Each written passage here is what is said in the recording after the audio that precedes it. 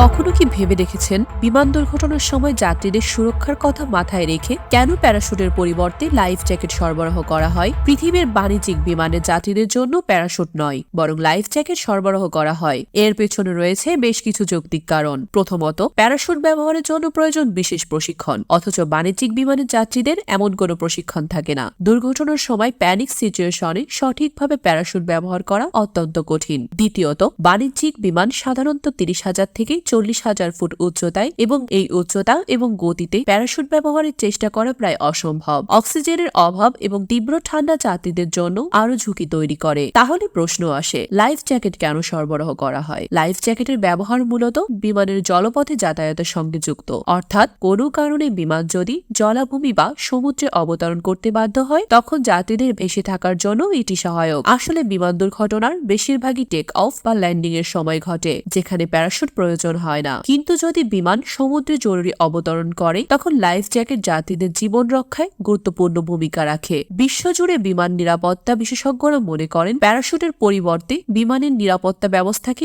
উন্নত করা এবং যাত্রীদের দ্রুত নিরাপত্তা অবস্থায় নিয়ে যাওয়ার জন্য ক্রুদের বিশেষ প্রশিক্ষণ দেওয়াই সর্বোত্তম সমাধান। তাই প্যারাশুট না থাকলেও বিমানের ভেতরে থাকা উন্নত নিরাপত্তা ব্যবস্থা এবং লাইফ জ্যাকেট যাত্রীদের জন্য যথেষ্ট সুরক্ষা নিশ্চিত করতে পারে।